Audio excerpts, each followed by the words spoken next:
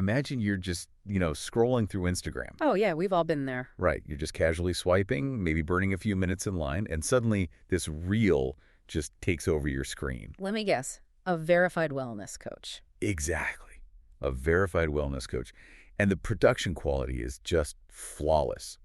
I mean, perfect hair, pristine lighting, thousands of followers, basically validating her status. It's designed to look incredibly authoritative. Totally. And then the dramatic music swells, right? And this bold, aggressive banner flashes across the video, warning you that a widely prescribed medication is quote-unquote not FDA approved. Wow. So right out of the gate with the fear tactics. Yeah. So in that split second, I have to ask you, the listener, who do you trust? Do you trust this massive, faceless medical system? Or do you trust this highly polished, incredibly confident person looking directly into your eyes through the screen? It's a brilliant and really dangerous trap because the entire visual package is engineered to bypass your logical filters. It really feels like they're letting you in on a secret, doesn't it? That's exactly it. In that moment, the screen creates this false intimacy. It makes you feel like you're being let in on this massive conspiracy that the establishment is actively trying to hide from you. And that feeling, that sense of being let in on the secret, is actually the launching pad for today's deep dive. I'm really looking forward to getting into this one. Yeah, me too. Yeah. So we are grounding our conversation today in a really insightful Substack newsletter post. It's from a publication called Proud Boomer Wellness, written by John Harris, and it was actually published today, May 29, 2026. Fresh off the press. Literally today. And our mission here is to unpack the actual mechanics of wellness misinformation. We want to explore what Harris calls the influencer industrial complex. Such a great term. Right. We want to break down exactly how it manipulates us and ultimately how you can arm yourself against it. Because the stakes here, they go far beyond just social media drama. We aren't talking about trivial arguments in comment sections. No, not at all. We're talking about real-world health consequences. Exactly. Real medical decisions. And what is profoundly interesting about Harris's analysis is how he diagnoses the underlying psychology of it all. Yeah, how they use our own traits against us. Right. He illustrates how our own healthy skepticism, which is a trait most of us view as a strength, is basically being weaponized by these influencers to steer us into making dangerous choices. Okay, let's unpack this by starting with this specific inciting incident that prompted Harris to write the piece in the first place. The vacation scroll. Yes. He was actually on vacation, scrolling through Instagram, just like we described earlier, when he saw this exact type of video. It's always when you least expect it. Seriously. So this wellness coach was putting on this very theatrical performance, confidently claiming to her audience that the medication tirzepatide is not FDA approved. Just a blatant lie. A completely blatant lie. She was essentially telling her viewers, trust my holistic guidance and reject this corrupt system. And the audacity of that claim is just staggering when you actually look at the verifiable facts. The FDA hasn't just approved tirzepatide once. Wait, really? It's more than once? Oh, yeah. They have authorized it on 3 separate, highly documented occasions. Harris actually lays out the whole timeline in the piece to show just how brazen the lie is. Walk us through that timeline because it's wild. So it was first approved in May 2022 as Mounjaro, specifically for type 2 diabetes. Okay, so that's one. Right. Then a massive secondary approval came in November 2023 under the name Zepbound, which was indicated for weight management. Right, the weight loss one. Everyone heard about that. Exactly. And then most recently, in December 2024, it received yet another approval for obese adults dealing with obstructive sleep apnea. Anyone with an internet connection can literally take 30 seconds, pull up the FDA's public database, type in the drug name, and just read those approval letters. Yeah, but of course, the influencer's followers didn't do that. No, they never do. But Harris did his due diligence. He used the platform's tools and actually reported the video to Instagram for false health information. And surprisingly, it worked. Yeah, Instagram actually took it down. But here's the kicker. Before it vanished, that single post had already racked up 928 likes and 576 shares. Which just highlights the terrifying velocity of medical misinformation, you know? Harris points out this really grim reality. A post can be deleted from a server, but the damage lingers in the physical world. Yeah, you can't unring that bell. Exactly. The instant those 576 people tap share, the initial lie fragmented. It multiplied into hundreds of different private networks, group chats, direct messages. It's like a virus. Totally. You now have this small army of people who genuinely believe they possess some hidden knowledge about a major medication, when in fact they are completely deceived. It really makes me think about how we model the spread of malware. If you have a computer virus that uses a legitimate-looking file as a Trojan horse, Oh, that's a good comparison. right? The initial download is just the payload drop. Once that file is shared across a network, it infects all these individual nodes. And then deleting the original doesn't fix it. Exactly. If the IT department deletes the original file from the main server, it doesn't matter. The localized infections are already deeply entrenched. The patch doesn't wipe the network clean. It's already out there. Yeah. And in the human context, someone has already used that false warning to, say, convince a family member to abandon a legitimate medical treatment. The network infection is a highly accurate way to view it. And if you're listening to this, your immediate thought is probably, well, why doesn't the FDA or the FTC simply sue these people into oblivion? I know that was my first thought. Isn't giving fake medical advice illegal? You'd think so. But the reality of internet jurisdiction and First Amendment protections makes it this endless regulatory game of whack-a-mole. So they just get away with it. Pretty much. Unless an influencer is literally selling a counterfeit version of a patented drug out of their garage, federal agencies just lack the resources to police every single false claim on TikTok. And the influencers know this gray area intimately. Here's where it gets really interesting. Because the influencer isn't just making a careless mistake, right? Not at all. It's totally deliberate. Harris argues that this creator, who, by the way, has zero background in pharmacology or medicine, is a calculated actor within this influencer industrial complex. Yeah, the barrier to entry is basically gone. Totally. By 2025, the barrier to entry for dispensing medical advice was entirely eradicated. All you need is a ring light and a charismatic delivery. The entire ecosystem operates on this highly lucrative business model of manufactured distrust. Manufactured distrust is the engine of the entire grift. I mean, the explicit goal of these videos is to fundamentally fracture your reliance on established medical institutions. They need you to doubt the experts. Right. The influencer wants you to believe that the FDA is purely an extension of pharmaceutical greed. If they can successfully sever your trust in an approved, highly regulated medication, you're left in this state of medical anxiety. And when you are anxious and untrusting, you naturally need an alternative. Exactly. You become the absolute ideal consumer for whatever unapproved, unregulated supplement the influencer happens to be pushing via an affiliate link in their very next post. Such a racket. It is. The entire operation is designed to create a void of trust and then immediately fill that void with a product they profit from. Harris points out something fascinating about who is actually most vulnerable to this specific tactic. He notes that the influencer industrial complex heavily targets people over the age of 50. Yeah, and that demographic targeting relies on exploiting historical context. How so? Well, people over 50 grew up in an era heavily defined by institutional authority. They trusted the experts. But over the ensuing decades, that demographic watched as nutritional guidelines completely contradicted themselves. Oh, like the whole thing with dietary fats being demonized and then redeemed? Exactly. That's a perfect example. And they also witnessed massive pharmaceutical controversies, like the opioid crisis. Yeah. They lived through these colossal failures, and naturally, they developed a very justified, hard-earned skepticism. Which is usually a good thing. They learn to ask hard questions, which is normally a fantastic defense mechanism. Normally, yes. But the wellness industry is incredibly predatory. It recognizes that skepticism and actively co-opts it. Use it against them. Right. These influencers validate the audience's underlying suspicion of authority. They give them just enough cause to be wary, but then they forcefully steer that paranoia toward legitimate treatments. They are literally using the audience's own defense mechanisms against them. The psychological manipulation of how they structure their arguments is what really struck me in the source.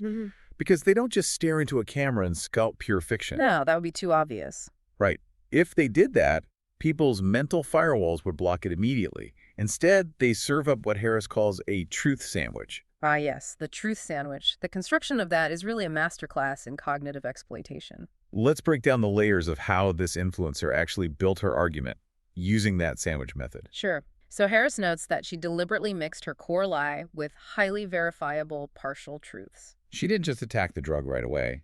Exactly. She established her credibility first by citing actual facts. For instance, she pointed out that the FDA regulates cigarettes, yet obviously doesn't approve them for health. Which is true. It is true. And she also noted that high fructose corn syrup holds GRAS status, which stands for generally recognized as safe. And she correctly stated that GRAS is very different from a rigorous medical approval. Okay, so she's laying down real facts. What does that actually do to the viewer's brain? The mechanism at play here is called cognitive ease. When the human brain hears a fact it already knows to be true, or even one that just sounds highly plausible, like corn syrup having a weird bureaucratic status, it experiences a tiny hit of dopamine.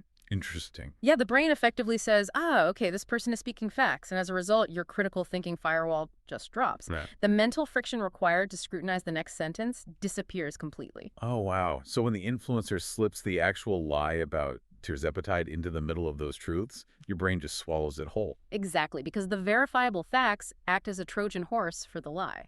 And if you try to challenge a viewer who fell for the video, they will immediately point to the factual layers of the sandwich. Yep, they'll defend it. They'll say, well, look what she said about the cigarettes and the corn syrup. She clearly knows how the FDA works, so she must be right about the medication. Yeah. The partial truths create this incredibly durable shield of credibility. And that durability is precisely why Harris uses a brilliant analogy to isolate the unique danger of wellness misinformation. He compares taking bad advice in different contexts. Oh, the hiking analogy, right. Yeah. He says if someone gives you terrible directions while you're hiking a trail in Arizona, the consequence is that you just walk a few extra miles in the heat. It's frustrating, maybe exhausting, but you find your way back. You survive it. Right. But the wellness space does not afford you that margin of error. Right. In health, a bad detour can be permanent. Exactly. When an influencer frightens someone away from a legitimate, prescribed treatment using a truth sandwich, the resulting damage isn't temporary. We are talking about chronic health conditions being left unmanaged, or patients turning to useless supplements while a disease rapidly progresses. The fallout is physiological, and it is lasting. Which makes the linguistic tricks they use even more infuriating, honestly. Mm-hmm. The entire architecture of this manipulation relies heavily on the public conflating two very specific, highly distinct words, regulated and approved. The semantic blurring of those two words is perhaps the most heavily utilized tool in the influencer playbook. They use it all the time. Constantly. Harris stresses the massive regulatory gulf between a product merely being regulated and a product achieving actual FDA approval. Cigarettes fall into regulation. Dietary supplements are regulated, but as Harris accurately describes it, that regulation exists only in a quote-unquote loose sense. Yeah, because for supplements, regulated essentially just means post-market enforcement. The FDA doesn't test a supplement before it goes on the shelf. Right, they don't look at it beforehand. They only step in after the fact. Yeah. Usually if a bunch of people get sick and file complaints. By contrast, achieving true FDA approval for a prescription drug or a vaccine requires surviving an absolute gauntlet. We are talking about billions of dollars in pre-market clinical trials, phase testing on human subjects, double-blind placebo studies, and just aggressive scrutiny of safety data before it ever reaches a pharmacy. It's a completely different universe. Totally different. And Harris explicitly points out that wellness influencers purposefully collapse the distance between those two terms. They conflate regulated and approved to score political points against the FDA, trying to paint the agency as hypocritical or incompetent. Now, Harris notes in his text that this conflation happens, and I'm quoting him here, regardless of what RFK states. Yeah, the author brings up RFK to highlight how deeply this specific terminology dispute has permeated the political sphere, moving well beyond just fitness influencers into national discourse. And just to pause here for a second, because the source specifically mentions a political figure in a charged context, we need to be crystal clear with you listening right now. Absolutely. We are strictly unpacking John Harris's analysis from his Substack. We are not taking any political sides today. We are not endorsing a left-wing perspective, nor a right-wing perspective, nor are we validating any political figure's specific claims. Right. Our mandate on this deep dive is to remain entirely impartial. Exactly. We just want to convey the mechanics of the arguments exactly as they exist in the source material. And maintaining that impartiality is crucial because it allows us to look objectively at how language itself is weaponized. When an influencer blurs those lines between regulated and approved, they are exploiting a massive gap in public health literacy. So what does this all mean for the consumer then? If an influencer confidently tells me their custom supplement is FDA regulated, They are essentially banking on my ignorance of the terminology. Yeah. That is the exact blind spot they are targeting. They want you to hear the acronym FDA and mistakenly assume it underwent the rigorous clinical trials of an approved drug, when in reality it just means the FDA hasn't had to recall it yet. That's so manipulative. It is. But Harris makes a deeply unsettling observation about the nature of the people delivering these messages. We tend to assume every influencer is this calculated grifter, like some mustache-twirling villain knowingly peddling lies. Right, rubbing their hands together. Yeah. But Harris argues that in many cases, the influencer with 1 million views genuinely believes every single syllable they are saying. The authentic true believer, which is honestly so much harder to defend against. Oh, absolutely. Because authenticity translates perfectly through a screen. Algorithms heavily reward eye contact, lack of hesitation, and vocal certainty. Yeah, the more confident you are, the more views you get. Exactly. A real scientist will often hesitate on camera because they are mentally accounting for nuance and margin of error. They're trying to be accurate. Right. But an influencer who is a true believer has no nuance to account for. Their conviction is infectious. But Harris shuts that down with a fantastic realization. He says being confident is not the same as having proof. Being confident is not the same as having proof. I love that. We honestly need to start teaching that in middle schools. We really do. Because the fact that the wellness machine is powered by charismatic true believers makes it feel like this unstoppable juggernaut. But Harris doesn't end his piece by wallowing in defeat. Thankfully, no. No, he pivots to giving the reader a very specific, actionable toolkit to dismantle this complex. He completely refuses to accept the premise that we are just helpless passengers at the mercy of the algorithm. So what's his first directive? His first directive is the foundational rule of information hygiene verify. He demands that you check your facts before you call anyone out or share a rebuttal. Because adding inaccurate information on top of an existing lie just feeds the overall ecosystem of mistrust. Right, it just adds to the noise. Exactly. If a claim feels suspect, or honestly, even if it perfectly aligns with what you want to be true, take 3 minutes. Go to the actual FDA database. Do a free search on PubMed to see if clinical trials exist. Harris is really forcing us to confront our own confirmation bias here. Human nature dictates that we eagerly share content that validates our existing worldview, rarely stopping to fact-check it. We only scrutinize the stuff we disagree with. Precisely. We only scrutinize the information that challenges us. Harris is drawing a line in the sand. He's saying, if you claim to value empirical evidence, you must apply that standard universally, especially to the posts that make you feel validated. That's tough, but necessary. And the second tool he advocates for is actually right in the title of his Post the Report button. Yes. He calls it a weapon and argues we need to use it relentlessly. Every major platform, Instagram, TikTok, YouTube, they all have specific mechanisms built into their architecture to flag false medical information. And the crucial takeaway here is that utilizing the report button actually generates results. I mean, Harris reported the tirzepatide video, and the platform's moderation team actually removed it. Which is huge. It is. But he includes a vital behavioral caveat regarding how we interact with these videos. He says, do not, under any circumstances, share the video just to mock the creator or point out how ridiculous it is. Oh, the hate share. We are all so guilty of the hate share. Oh, for sure.